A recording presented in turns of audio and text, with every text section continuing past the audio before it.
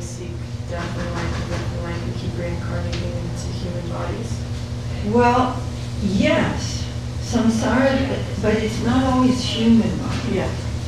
You know, like if we use our lives only for the animal tendencies, eating, sleeping, mating, defending ourselves, and don't use this human opportunity for stepping back from our situation and wondering about it and finding some actual progress that has nothing to do with matter, then we don't need this body.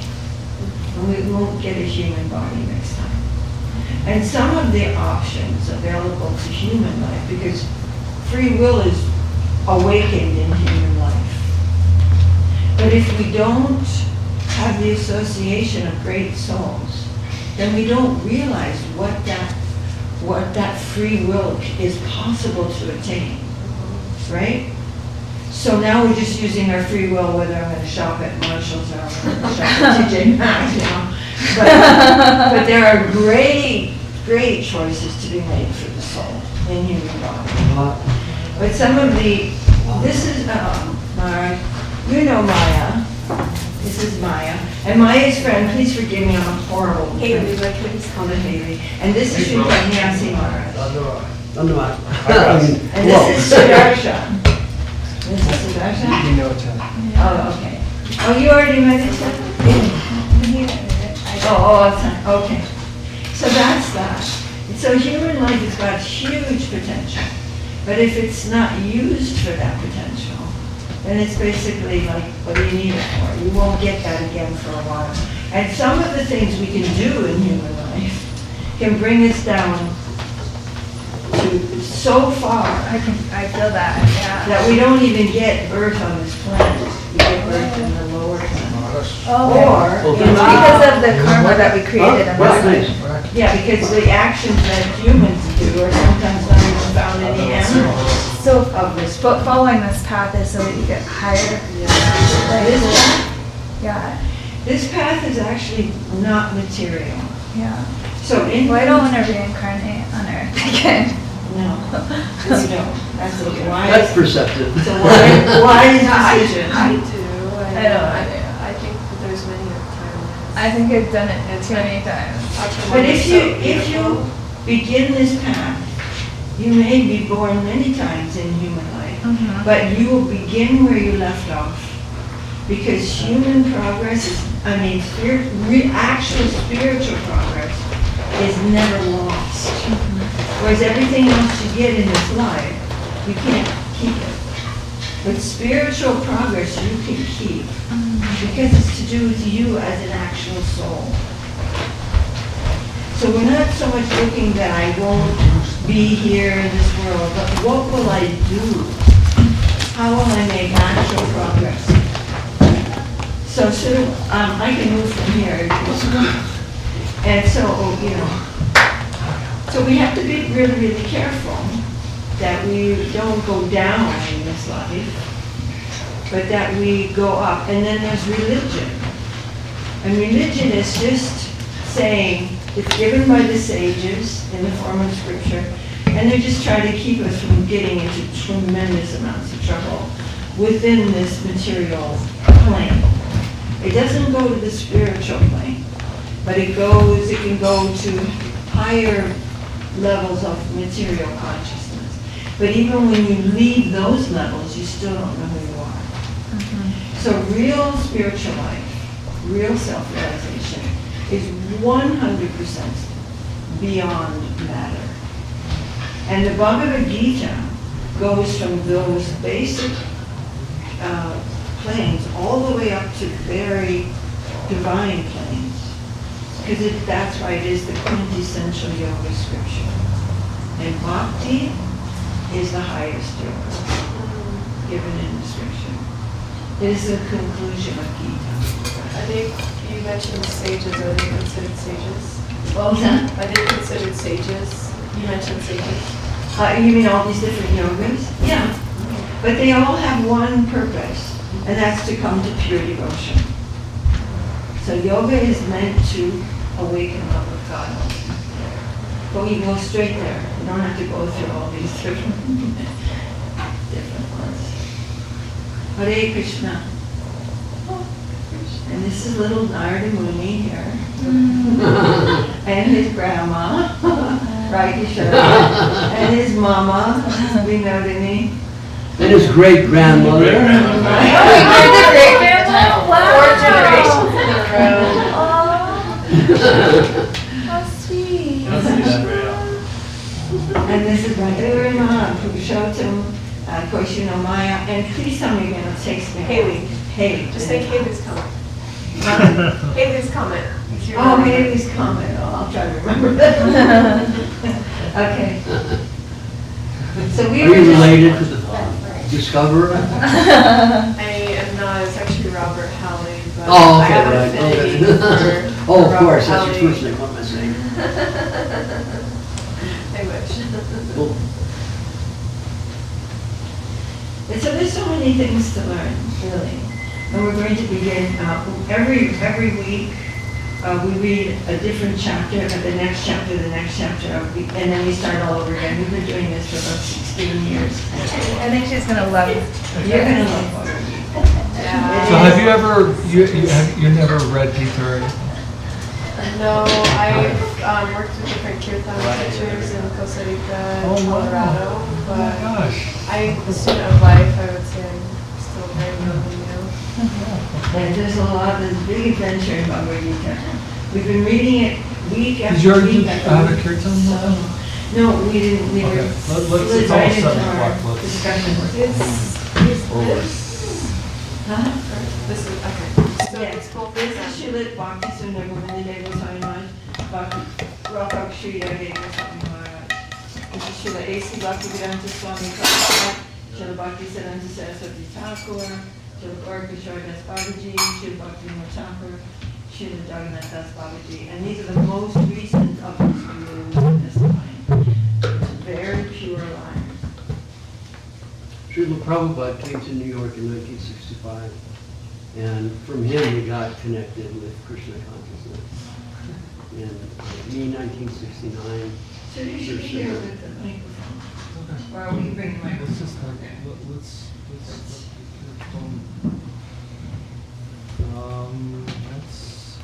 we did it now, So 76. he's the most recent. Srila Bhakti Sundar Govinda Deva Goswami Maharaj, and then his disciples are now gurus. Some of them. And Srila Nyasi Maharaj is giving. Okay, page 80.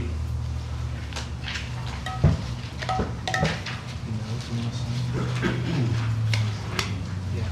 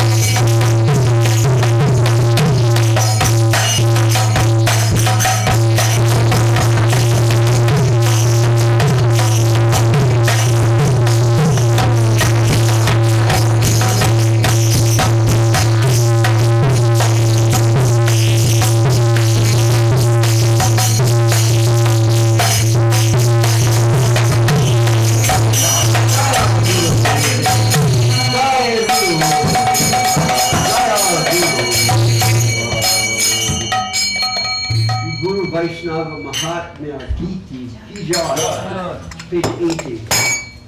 Okay, so we will, in Jump the in. interest of time, Okay. begin reading the Gita.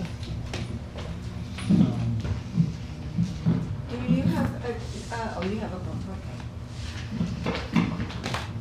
Do you both have a book? Oh, okay.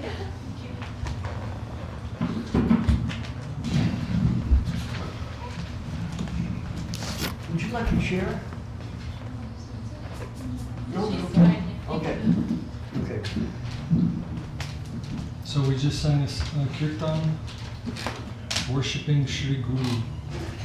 The Guru principle we are mostly all aware of, but it's always important to remember. Consciousness is the basis of reality. And consciousness is the basis of us as well. This body is animated by consciousness.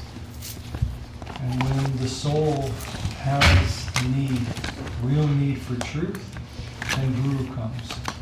So we have to know that we're reaching for something that is outside our ability to fully grasp, to fully imagine. And that means we're in necessity of some higher teaching to come to us.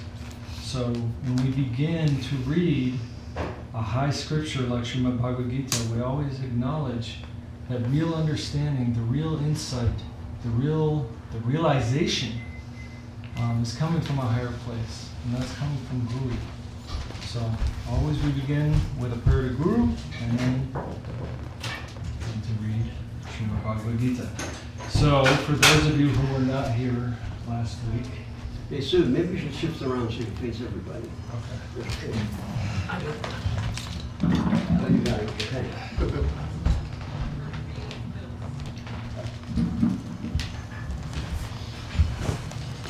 So, I think a few of us were not here last week. A few of us who were here last week are not here this week. We are reading what's called Jnana Yoga. The Gita is sometimes called the yoga scripture because every single chapter has a word and then yoga. So it's very important to understand what the word yoga actually means because it's become a very, very common word in our society. And most people associate it with some type of exercise or some type of, putting yourself in a posture or it's good for you somehow in your body. But yoga has a very, very deep meaning. Yoga comes from a verb in Sanskrit. And the verb is yuj. Yuj means to link or to connect. So the purpose of yoga implies something very, very deep, which means you are a being who needs to link. Okay? So the practice of yoga is always moving to some connection. The connection ultimately of the soul with the Supreme Soul. So everything that is progressive in life is a motion toward yoga.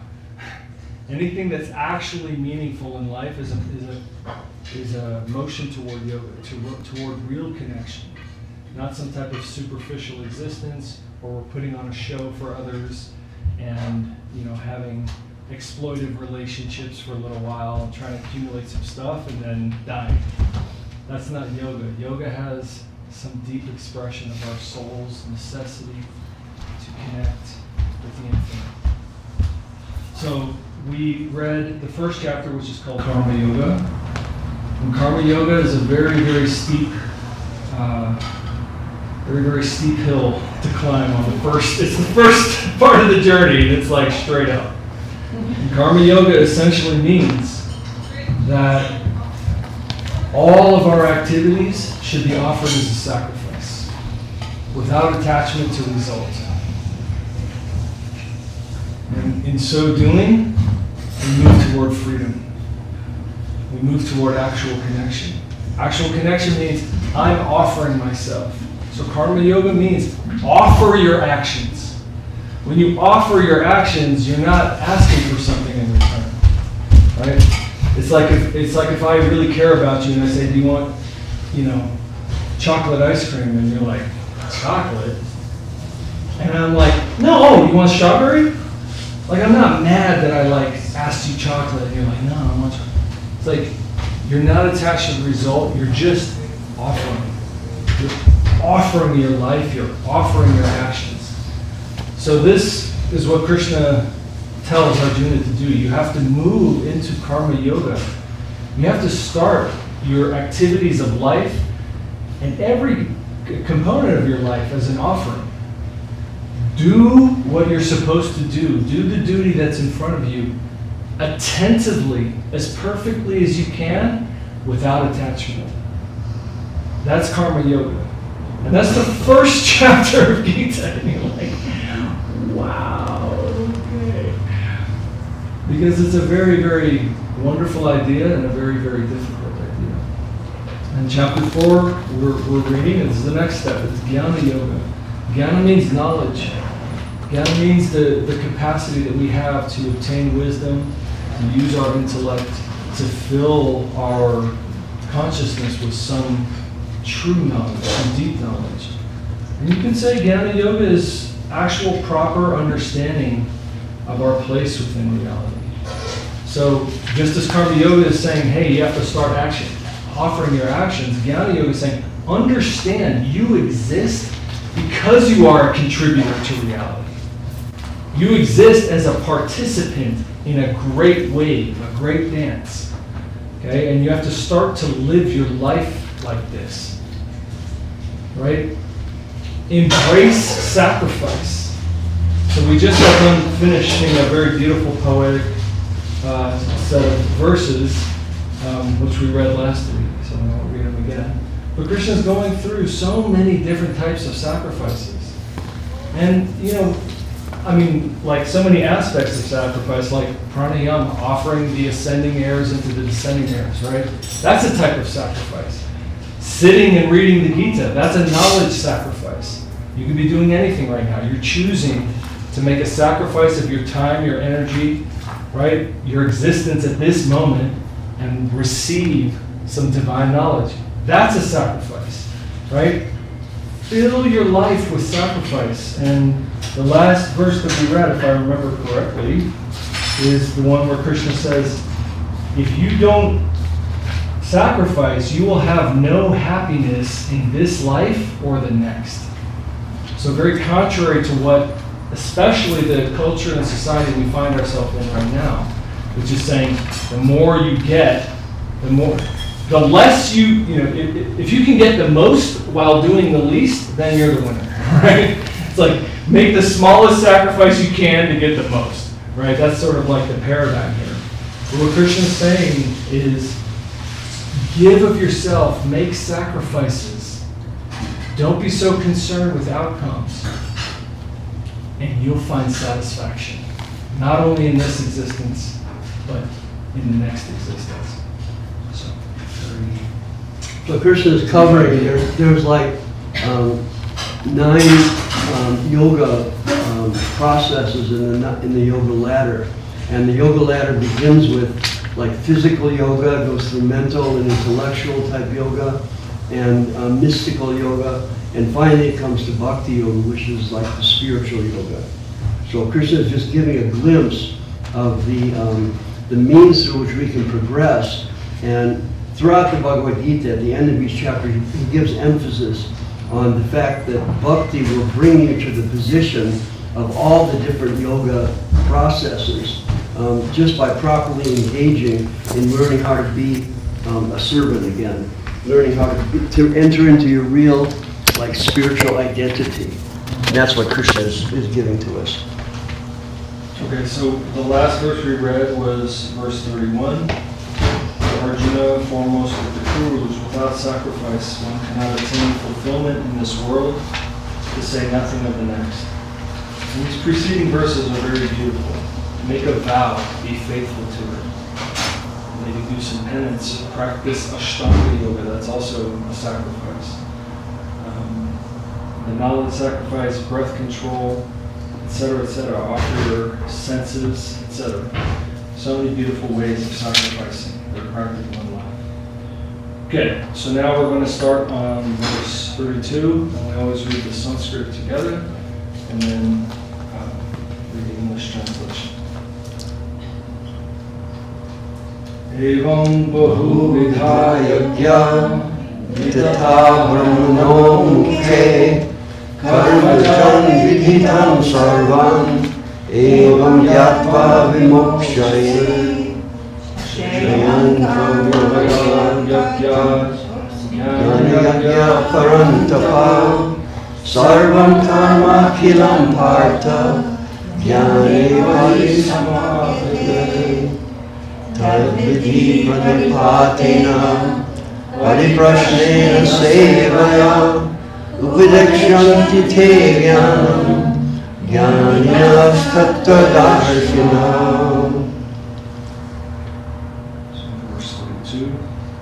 Thus, many types of sacrifice are described in the Vedas and allied scriptures. Know that they are all accomplished through action of thought, word, and deed. Knowing this, you will be liberated from the bondage of action. So the interesting, for those who don't know this, the word karma in Sanskrit means action and reaction. So if you offer your action without, as a sacrifice, without attachment, then there's no reaction generated. That's what the bondage of action means. All actions have a reaction. It's just built into the language. Like they don't need to like go to physics class to understand it. It's built in the language. Karma means action, karma means reaction. What Krishna's saying here is if you offer your actions as a sacrifice, then there's no reaction from you. Okay, 33. O Arjuna, subduer of the enemy, knowledge sacrifice is superior to the sacrifice of material objects, because the perfection of all action, including its fruit, is its culmination in knowledge. So knowledge sacrifice means ultimately understand this principle of sacrifice and make it integrated in your worldview. That's like the knowledge sacrifice. That's jnana yoga. Make this a part of your like intelligent relationship with reality.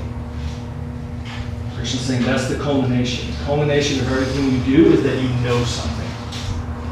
You have some realization. So that's the jnana yoga. 34. You will be able to attain this knowledge by satisfying the divine master with submission, relevant inquiry, and sincere service. The enlightened souls who are learned in scriptural knowledge and endowed with direct realization of the supreme absolute truth will impart divine knowledge to you. So, fundamental principle.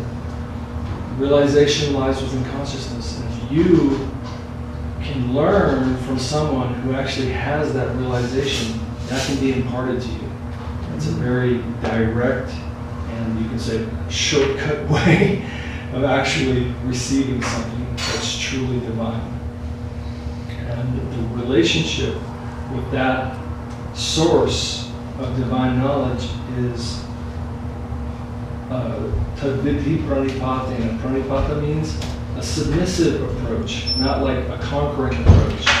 Pariprashna means actually ask the burning questions of your heart and sevaya. How do you react? How do you interact with that? You do some service. Simple. Give something of yourself.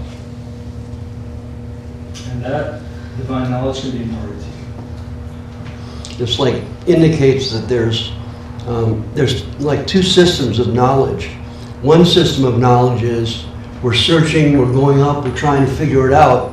And the other system of knowledge that's indicated here is knowledge that will descend from above based on your own inner desire to receive that knowledge. And the inner desire to receive that knowledge is expressed through tadvidhi pranipatena, through submission, looking for knowledge, not by trying to grab it yourself, but by submitting to the source of knowledge, ultimately is Krishna, and coming down to us through the great teachers in the line of devotional life that actually originate, thousands and thousands of years ago.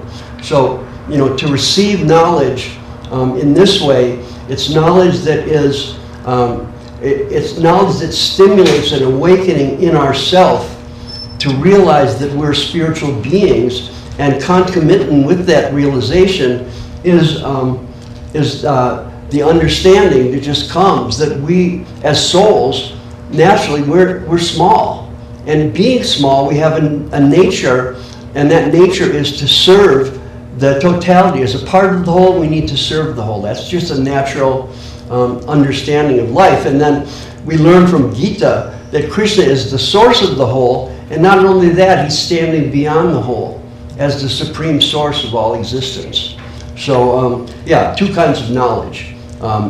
Ascending knowledge or descending knowledge. And here from Gita we're receiving the descending knowledge that comes through parampara, the line of devotional teachings that extends back actually to the beginning of creation of this universe. Okay.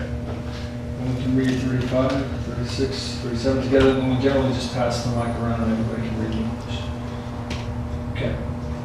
Yajgyapa napunarmoham evam yasasi bhagava yena bhutam yashashani yashashaham yato mayi abhijaya sasarebhya sarvebhya papakritama sarvam yagavegaiva vijinam santarishyasi yadhaivansi sanchodhir vasvasat kurute arjuna jnanagni sarvakarmani vasvasat kurute tatha. We can pass this one around, or you can. Oh, you have a mic there, actually, Mark. So I do. they What? pick it up. Is this a mic? Yeah. It's Whoa! You don't have to hold it. Mark, you don't even have to hold it. It's quite. Oh, really? Okay. Okay, so I'm reading the 35. 45. O Pandava, that's Arjuna, when you are enlightened by this knowledge of the reality, you will no longer be subject to your present illusion. You will see the one spiritual nature in all species of life, from highest to lowest, and that all are situated within me. Should I continue? Even if you are the most sinful of all sinners, you will cross the ocean of sins by the boat of knowledge. As a blazing fire renders wood to ashes, O Arjuna, the fire of knowledge burns up all worldly actions.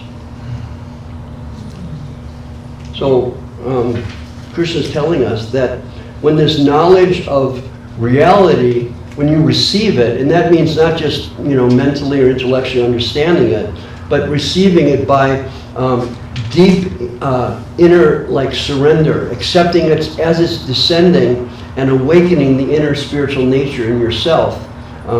When you accept that, then automatically the illusion fades. It's like as we practice Krishna consciousness, we chant Krishna's names to come closer to Him, to remember what our position is. We work in different ways to awaken that spiritual position, and gradually these things are revealed to us. The nature of our own illusion becomes apparent, and by tasting something that's higher, a higher experience of inner spirituality, then the illusory things that we're attached to just very naturally fall away. It's not like a process of withdrawal or artificial renunciation, but rather it's a process of moving forward and developing an inner experience that exceeds the previous experiences that we've had in connection with the temporary material energy, the temporary material body, and all the things that are connected with us in the material world. There's higher things to be found, and by following Krishna's instruction and seeking in that direction, things are open for us. We see one thing, we get ourselves situated in a little bit different understanding, and that different understanding opens things up for increasing future understandings. It's just an ongoing process whereby we get closer and closer to pure spiritual realization. And one of the wonderful things about Krishna consciousness is that even in spiritual perfection, the increasing doesn't level off or something. It just keeps increasing and increasing and increasing based on our inner devotion. It's eternal. Krishna is eternal.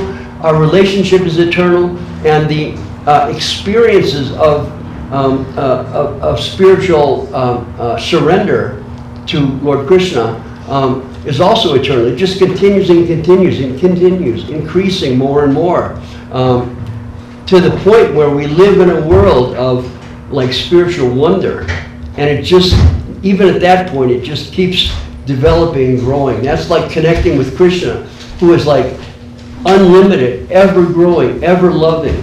and we entered into that world.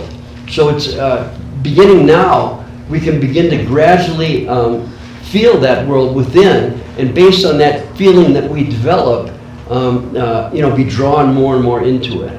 So that's like the process of Krishna consciousness. Any questions from anyone? Go on to 38. Where are we, 38?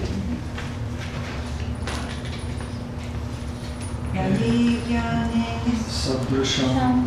Pavitram iva vidyate tat swayam yoga samsiddhi aninatmani vindati shradhavan labhate jnanam tat para samyatendriya jnanam labdva param shantim ajira gacchati abhyastashratavarasam samsayatma vinashati nayam lokostina paro nasukam samsayatmano.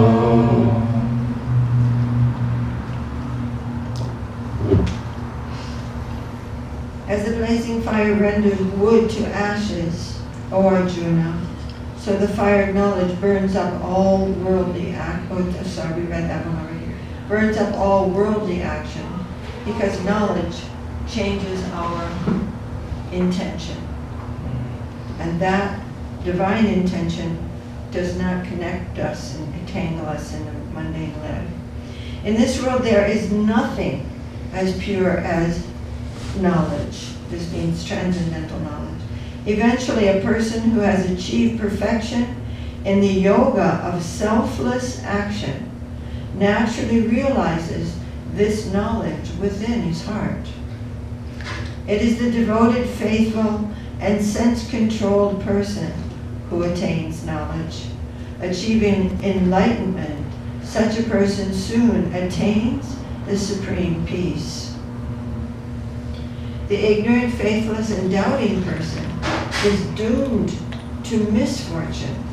For the doubting soul, there can be happiness neither in this life nor the next. Doubting means not connected through the inner eye, which is called faith. Faith means to be able to perceive something which is higher than what I am made of, which is divine. And those who cannot come to that, who doubt the existence of that, they just, any one of us would remain in that plane of birth and death. And it's very intense, because it takes a certain, and Arjuna actually has a very beautiful moment a little later in the Gita. Because what Krishna's laying out is start to give your whole life without wanting anything. First of all, like for a lot of us, or a part of us, that might sound like, then what's the point of being alive? You know what I mean? It's kind of like, I do want stuff. How do you not want stuff? Right, how do you not want stuff, right? How do you give your actions without wanting something back? You know, it's almost like it's so ingrained in us that like the only reason I would do anything is to get something back. And Krishna's saying the opposite. Real yoga is to start to act and give your action, right? So, one of the examples that Mataji gave I think is really helpful. We're in a relationship with reality. And just like if you're in a relationship with a person, because reality ultimately is personal, if you are thinking what you can get out of that person in every action that you do around that person, you're actually never going to know that person.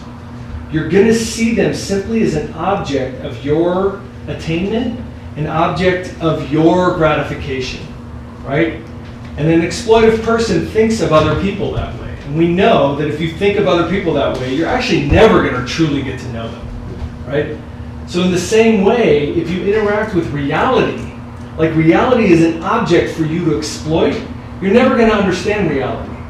So what Krishna is saying is, by the yoga of selfless action, you'll actually start to come to know reality. And you're not going to be sorry that you did that. It's going to fill you with bliss. Right? But part of us doubts it. Part of us is like, man, what if I just sacrifice and like, I don't get any bliss. You know, like what? And then what? Right? So that's actually a question Arjuna asks later in the Gita. We'll have to wait for that. It's in chapter 6. But for now, Krishna is saying, if you have doubt, you're not going to give yourself.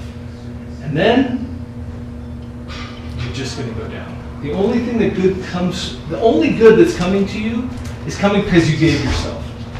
Right? Any good, even if in the most superficial way we perceive good, that good is coming from some selfless action that we did.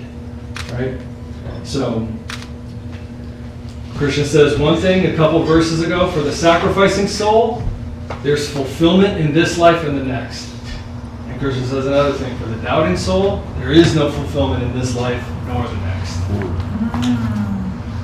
So it's like a transcendental paradox that if you really want something, if you want to really satisfy yourself, you have to give up the desire to satisfy yourself. That's the way to do it.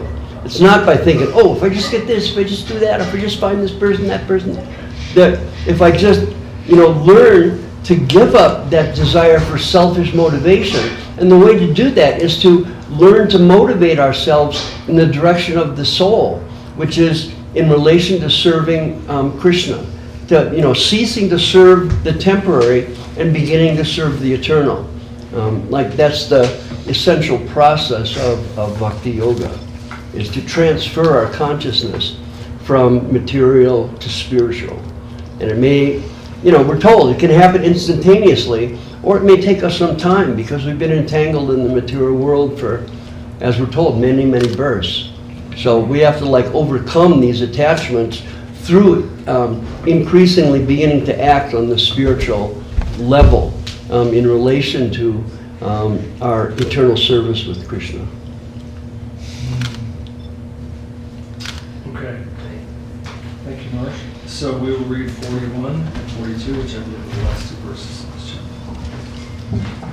Yoga samyasya karmanam jnana sanchina sanshayam atmavantam karmani nibhadanti dhananjaya tasmajnana sambhutam yitstam jnana sinatma chidvainam samshayam yogam adhishto vishvarata.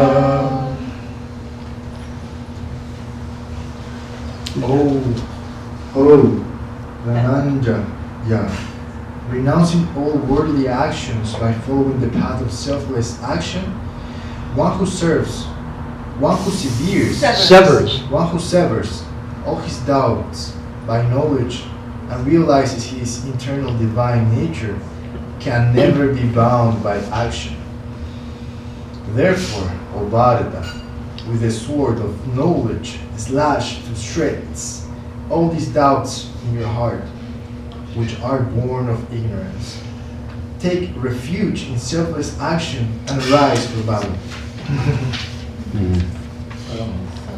And so in the beginning, Arjuna was saying, well, I shouldn't fight because this. And Krishna saying, those reasons are not, you need to do what is good for you to do and offer it.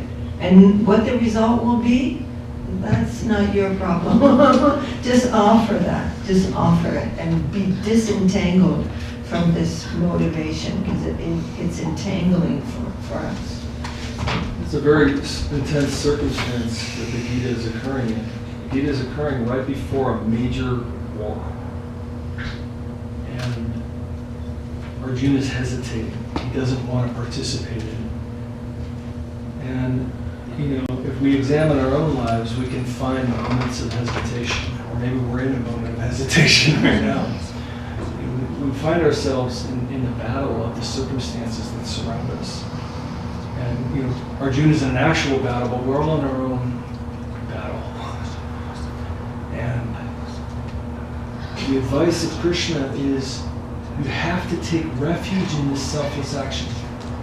Move forward, move into it, act without attachment, and see what happens. It takes a tremendous amount of courage, a tremendous amount of faith, and a tremendous amount of sacrifice.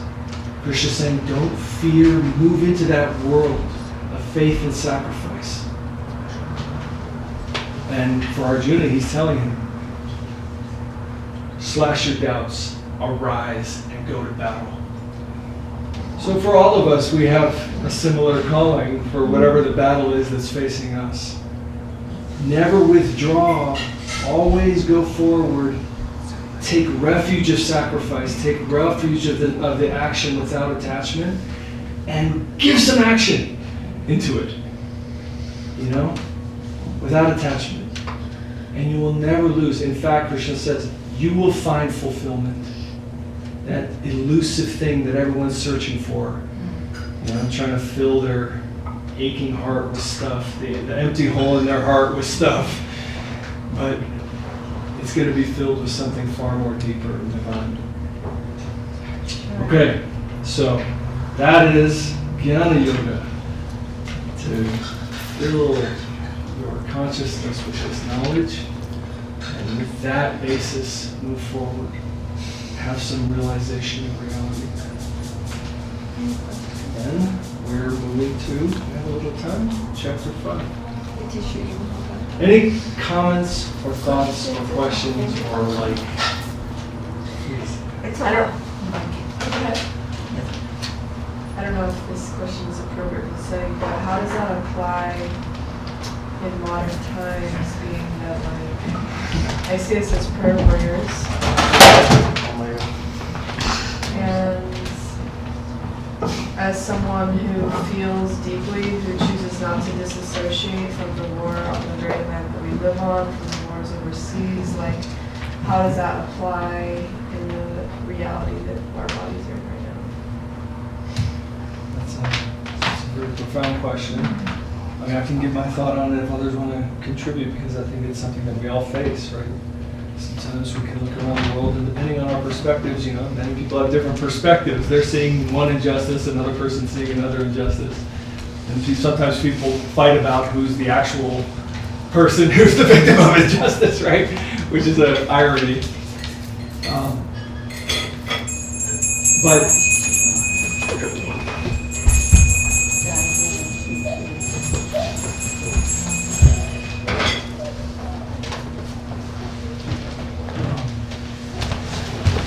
in the end, we want to do good for others.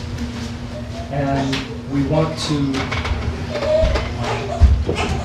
spend a little time considering what the highest good is that I can conceive of. And what we'll find over time is that highest good may evolve a little bit. Right? We might have one idea of what the best thing for one person is at one point, and then have a different realization as our own progress happens, like, oh, actually there's something better, right? So what all of that means is that we are in a state of not perfect knowledge, right? And in that uncertainty, sacrifice happens. If you know something, like if I know if I add 1 to 1, it's going to become 2, that's not sacrifice, that's math. If you're not sure and you offer into it, that's sacrifice. And there's always uncertainty within the world, right? So you're making an offering that may or may not bear the fruit that you think it should, right? That is a very profound offering, okay? Much deeper than an offering that demands a fruit. So the principle that Krishna is saying that can apply to each of us in all of our circumstances. You have a particular circumstance where things are pulling on your heart, you know, around that you see around you, right? Others may be in a situation with their family, or others might be in a situation with their job. Everybody's in a situation where they're like, I think one of the things that Dalai Lama said that was really nice is, be nice to everyone because everyone's in pain. Like, we don't know what that pain is, but everyone's in pain, right? So, everybody has a particular thing that's pushing on them, squeezing them. There's a very nice Greek word that is the root of the English word expression. And the Greek word expression means you're getting pressed. And that pressure is going to make something come out of you that's worthy. Okay? So all of us are being pressed by divine reality in a certain way. Okay? And we have to start to see it in a positive way and sacrifice into it. Right? It's pressing something out of you that God knows is within you, but you don't. Right? And so, the principle of sacrifice can always be relevant to everyone. And what Krishna is advising is don't shirk that. Offer into it, but without attachment. You may offer into it and something comes, something happens that is not within your, kind of okay spectrum of possibilities, right? We're living with an infinite spectrum of possibilities, but our mind tends to go, okay, these are the ones I want, right? It's unreliable. It's unreliable. There's a bigger picture that's happening. And we're meant to contribute to that, on that level, on something far deeper than just the level of molecules moving within matter. But our ground for practicing that is here and now. So it's not irrelevant in any way. What I would say is each of us, you're drawn in a certain way, and that's beautiful. Someone else may be overwhelmed by their familiar situation, and they just have to deal with that. Well, that's also beautiful, right? As long as it's all maintained with some high purpose and some mood of sacrifice. So, that would be my answer. We have to take shelter of this principle and actually try to live an integrated life to the extent that we can. Maintaining deeper, hopefully moving toward deeper connections and higher purpose. I think like within each one of us, we have our own kind of natural motivations based on our own consciousness and our own, our own nature and position in the world in relation to people and stuff like that. And in material consciousness, it means I have my way, you have your way. There's going to be some conflict there. In spiritual consciousness, because the base motivation is, service to the Supreme, and then within that context, whatever differences we have, they automatically become united by that same objective. So we can be together and be different, but at the same time be like one in our thinking, in our motive. So that's like our basic philosophy that we've learned from India, Achintya Beda Abeda Tattva, which means that inconceivably we're simultaneously one but also different. So we're one in spirit but distinct in our own individual spiritual natures. In this case, in this world, material difference in material natures and so many things like that. There's always so much difference, but the linkage that's there is in our own individual, each one of us, our spiritual connection with Krishna, who's the source of our existence. That will, solve the problem of differences by transforming the base motivation in our lives. I think that's on so many different levels, that's a solution. Whether it's individual, personal, collectively, nationally, or whatever, the motion, the inner emotion and motivation is the base consciousness that drives everything. So to transform individual consciousness is the foundational basis of transforming the world. It begins with us individually, and then as we make a little progress, we try to help others along the way in growing in a spiritual direction. And that's the solution for the problems in this world. It's not going to be in a change of political structure or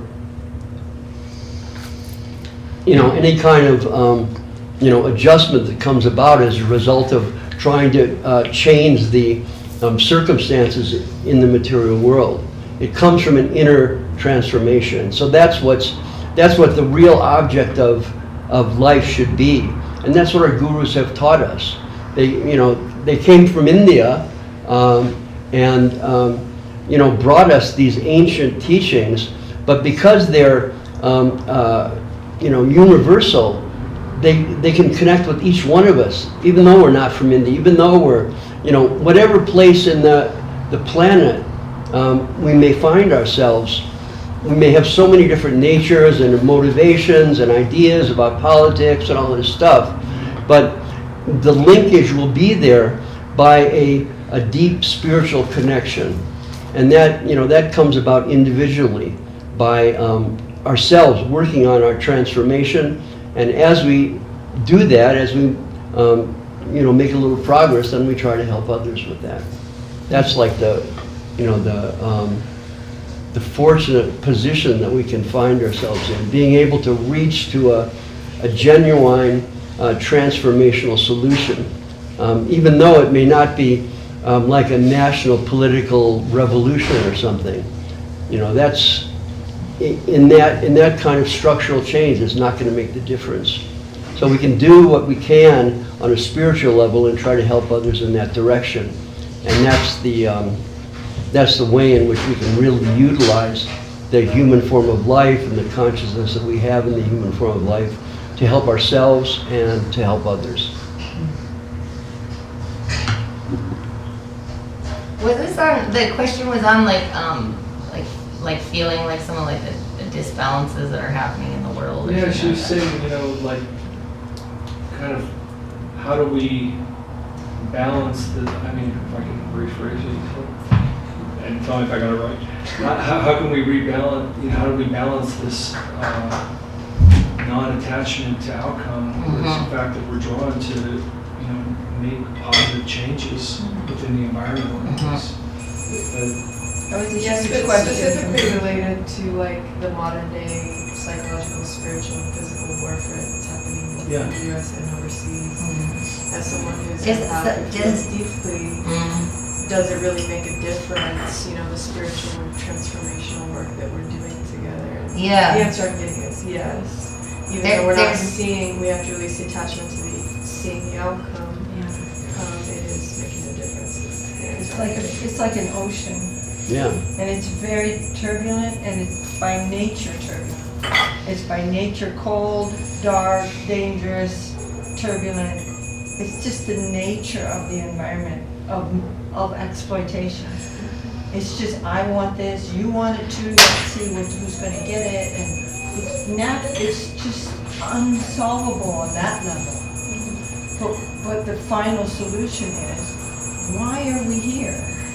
Like, what is it that's keeping me in this plane of action and reaction? That is, you cannot solve that.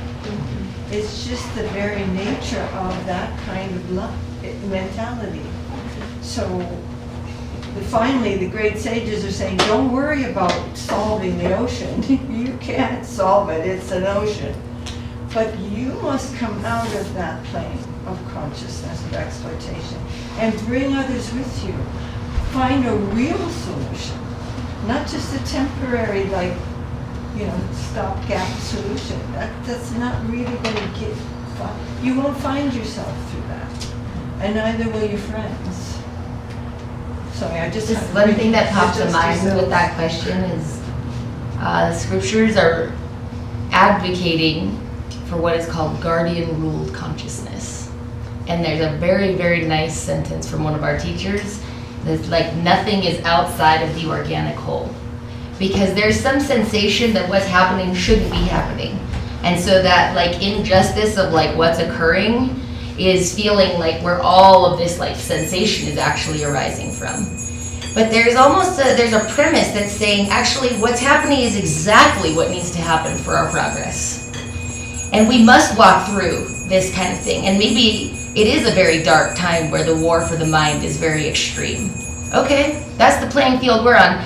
Like none of these quote unquote, you could call them shadows of the soul, right? Like the lust and the anger and the greed and the fear and the selfishness and the gluttony and all these things have been plagued. They will plague in the future 3,000 years and in past 3,000 years. There's some things that must be gone through on the path. And there's no generation that's exempt necessarily. That's why one of the significant aspects of Bhagavad Gita is it's spoken on a battlefield, right?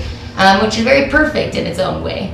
And we ourselves are also dealing with conflicting choices, and we're called to action to become more cohesive, where our thought, mind, word, and deed are coming closer and closer and closer in alignment to each other, right? And like the most heinous of people are generally people who say one thing and do something very different, and we feel very betrayed by these kinds of things, right?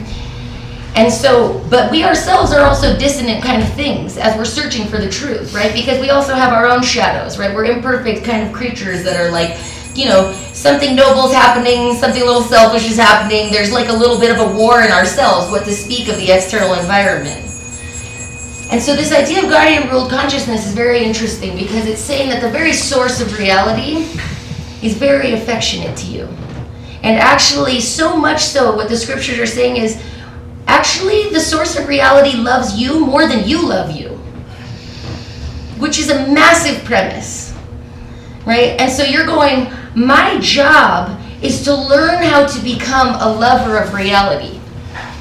And what does that look like, and what does that mean? And what are the aftershocks that will start to happen in my life if I start to live in a different vibration, right? And right, like there's that very beautiful example, a man falls asleep and in his dream he has an epiphany, and when he wakes up the world has changed. Did the world change or did the man change, right? So we're living in an ocean of consciousness, and we're called to go exactly through, right? Some people are more observant than other people, some people feel more, some people feel less. There's not one person that we'll meet though that doesn't have some type of rub or friction going on their journey. We can say that fairly confidently.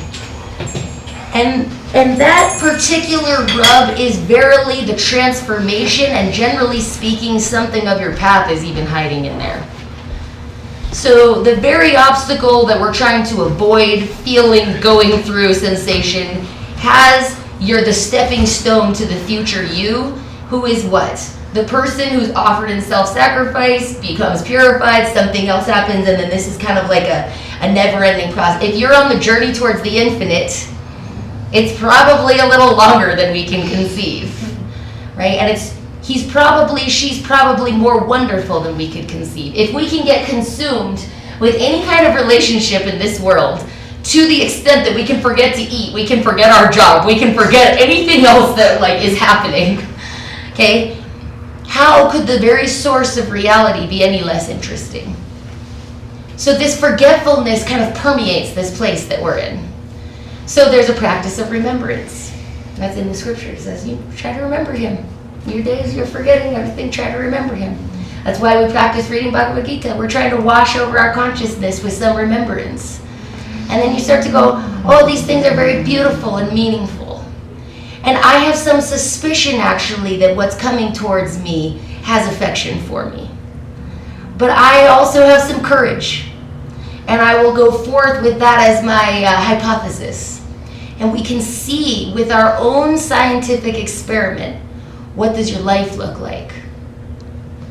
That's actually like an authentic spiritual life is scientific. You see the quality of your words. You see the quality of your relationships. You see the quality of your thoughts. And then you go, oh, how wonderful the very source of right? They're saying, there's all these kind of explanations in the scriptures. You're saying, these books are personified, and they're spending all their time glorifying the Lord. They're saying, oh my gosh, and I'm falling short. I can't even actually express how beautiful, like, your lotus feet are.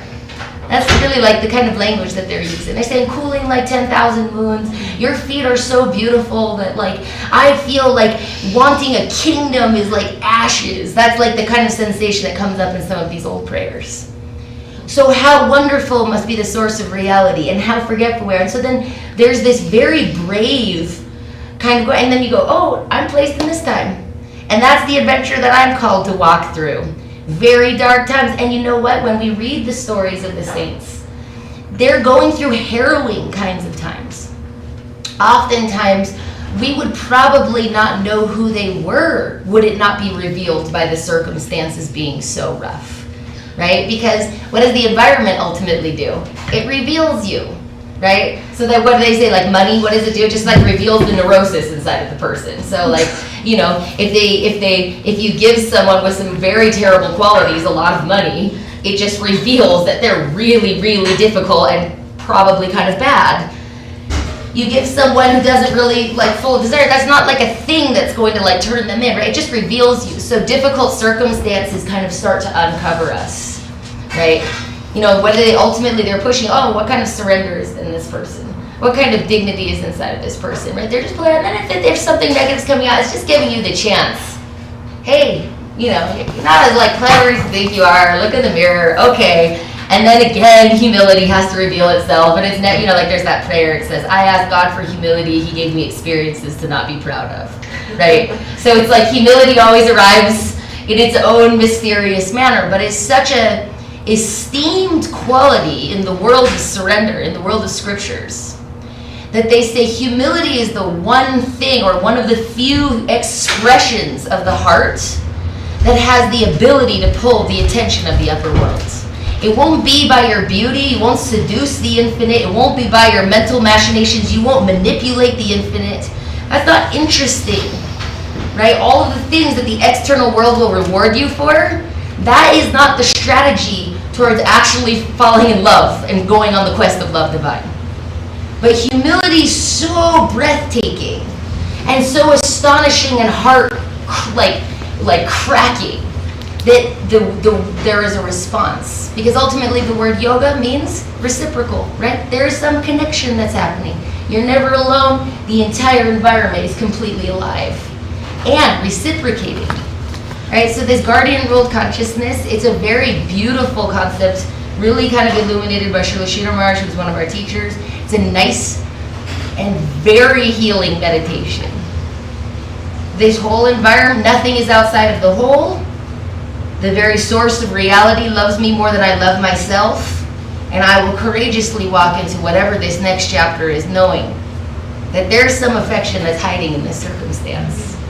Right? That's very like an amazing kind of thing to try and at least have as an ideal or to let wash over your consciousness. That's so lovely, and this whole chapter is Jnana Yoga. So if somebody's going through something really rough, and I know, I mean, we all do, right?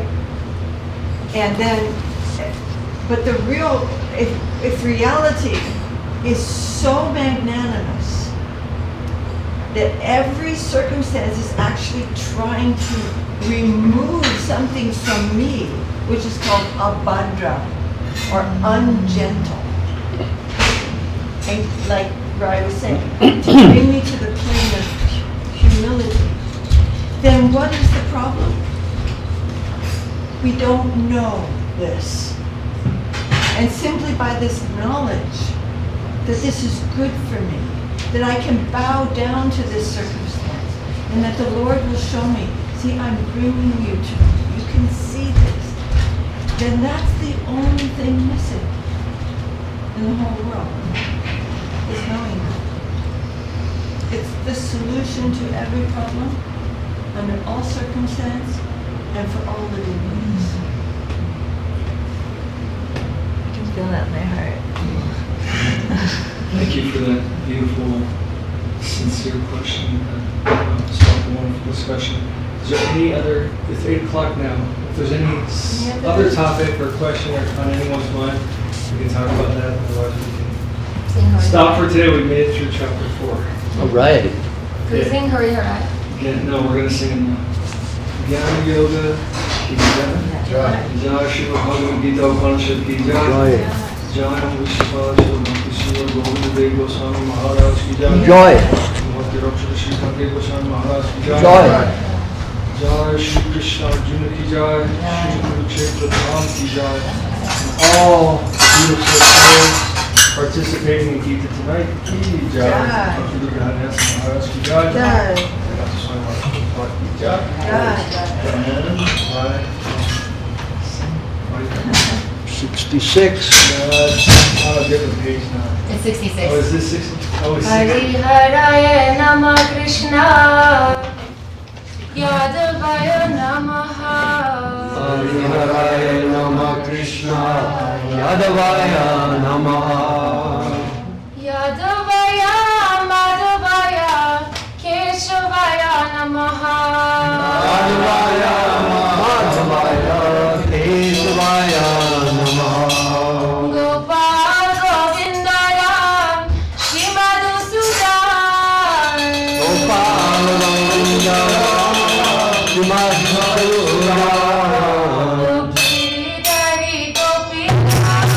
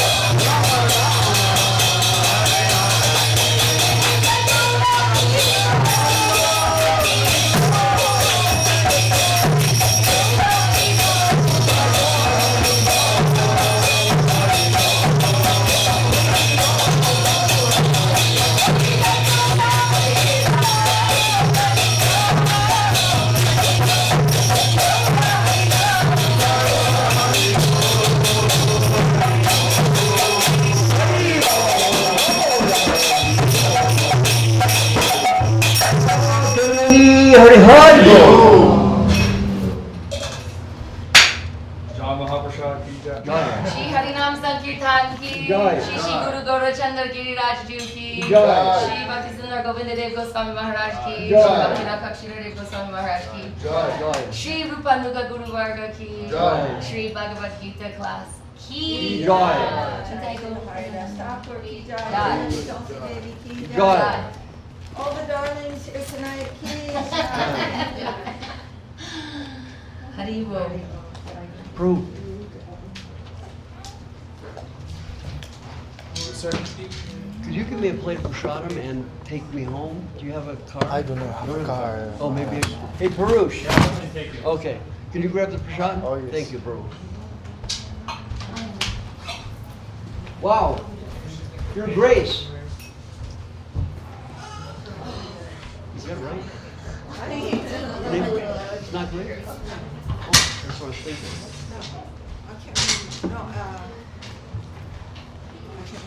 I'm very bad. I recognize you so much. What's your name again? Maya. Maya. Okay.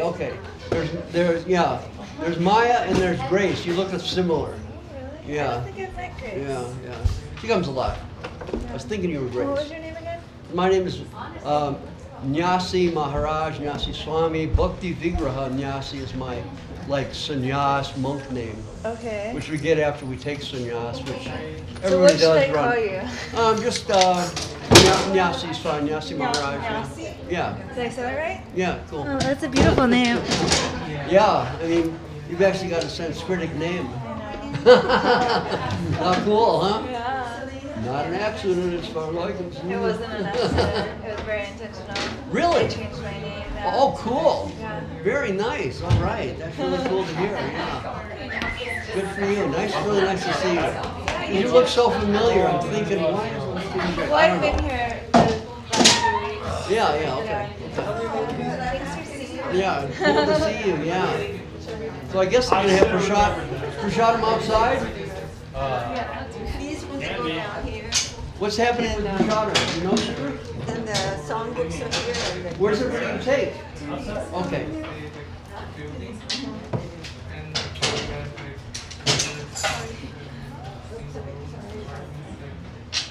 all right, Mark, shot him outside. Yeah, so you guys, if you want to wear your shoes, go around the driveway. Otherwise, you can just go out the back.